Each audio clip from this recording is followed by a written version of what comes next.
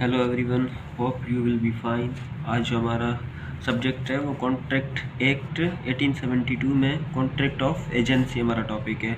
तो सेक्शन ये 182 में मेंशन किया गया है कॉन्ट्रैक्ट ऑफ एजेंसी, इसकी डेफिनेशन है और उसमें कुछ लीगल टर्म्स है, उनकी डेफिनेशन भी दी गई है। तो सबसे पहले आते हैं कि एजेंसी किसे कहा जाता है, इसकी डेफिनेशन को देख लेते हैं। एजेंसी बेसिकली है क्या? एजेंसी एक कॉन्ट्रैक्ट का नाम है।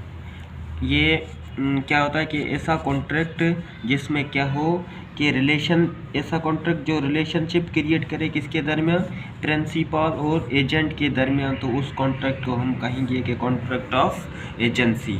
ठीक है, ऐसा कॉन्ट्रैक्ट जो रिलेशनशिप क्रिएट करे प्रिंसिपल और एजेंट के दरमियान, तो उसको हम कहेंगे कि कॉन्ट्रैक्ट ऑफ एजेंसी।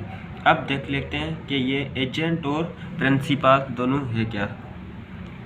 अब एजेंट किसे कहते हैं? एजेंट के ऐसा पर्सन जो क्या करे, एक ऐसा पर्सन जो किसी दूसरे के बिहाफ पे या दूसरे के कहने पे क्या करे, कोई एक्ट करे, जब वो उसको हायर करे तो उस पर्सन को क्या कहेंगे? एजेंट। ठीक है, ये भी सेक्शन 182 में मेंशन किया गया है। अब है प्रिंसिपल। ये क्या है कि एक ऐसा बंदा जो किसी दूसरे बंदे को अथोराइज करे, जो उसके कहने पे क्या करे, एक्ट करे, तो उसको क्या कहेंगे हम? प्रिंसिपल। अब आते हैं असेंशियल ऑफ एजेंसी, यानी कॉन्ट्रैक्ट, जो कॉन्ट्रैक्ट ऑफ एजेंसी है उनके असेंशियल क्या है। असेंशियल से मुराद है कि कौन से नेसेसरी फैक्टर्स हैं जिसके होने से ये कॉन्ट्रैक्ट कहलाता है कॉन्ट्रैक्ट ऑफ एजेंसी। तो सबसे पहले याद रखना कि कॉन्ट्रैक्ट कोई भी हो वो क्या आना चाहिए? Must be valid. कॉन्ट्रैक्ट जो होना चाहिए वो मस्ट बी वैलिड, यानी कॉन्ट्रैक्ट जो वैलिड होना चाहिए, फ्री कंसेंट होनी चाहिए, लॉफुल ऑब्जेक्ट होने चाहिए, तो वो क्या होगा हमारा कॉन्ट्रैक्ट जो होगा वो कॉन्ट्रैक्ट वैलिड होगा। सबसे पहले ये था। अब दूसरी बात, दूसरा फैक्टर ये कि एग्रीमेंट। तो एजेंसी है ये बनती तब है जब क्या होती है कि एग्रीमेंट होता है प्रिंसिपल और एजेंट के दरमियान। जब एग्रीमेंट होती है तब क्या बनता है? ये कॉन्ट्रैक्ट राइज होता है, कॉन्ट्रैक्ट बनता है। अब कॉन्ट्रैक्ट क्या, कॉन्ट्रैक्ट ऑफ एजेंसी है, ये एक्सप्रेस भी हो सकता है और इम्प्लाइड भी हो सकता है। वो प्रिंसिपल जो है कॉन्ट्रैक्ट होने के बाद प्रिंसिपल है वो बाउंड है किसके? जो एजेंट के एक्ट्स होंगे उनके उन पे क्या है, वो बाउंड है। और थर्ड एसेंशियल में है कि कॉम्पिटेंट टू कॉन्ट्रैक्ट।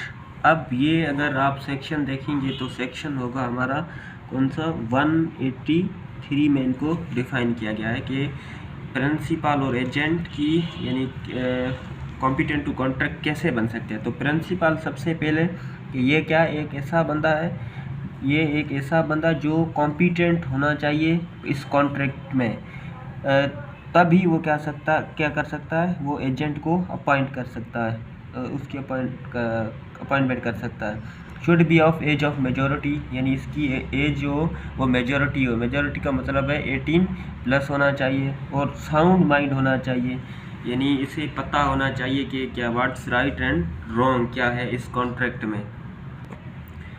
अब आते हैं एजेंट पे।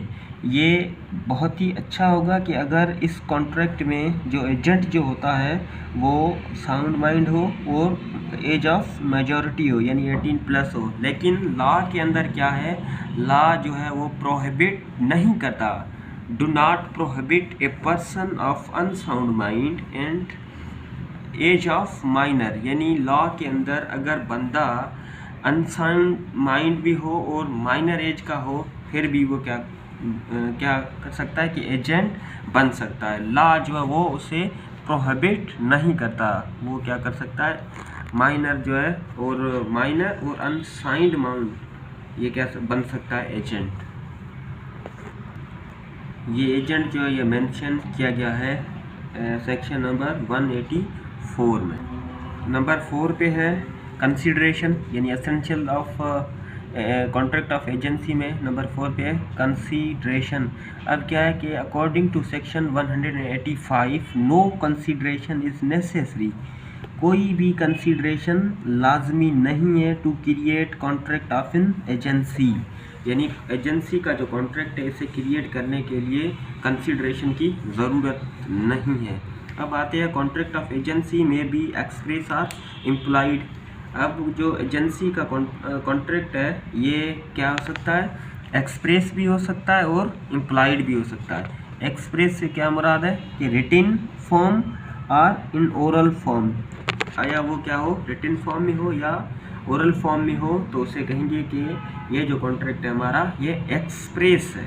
सही है। दूसरी बात है कि एम्प्लॉयड एजेंसी। एम्प्लॉयड एजेंसी में क्या है, it rises from the conduct situation and relationship of parties. इसमें क्या होता है कि ना रिटिन हो ना ओरल हो, पार्टी की कंडक्ट या सिचुएशन या रिलेशनशिप की वजह से कॉन्ट्रैक्ट हो, तो उसे कहेंगे कि एम्प्लॉयड कॉन्ट्रैक्ट या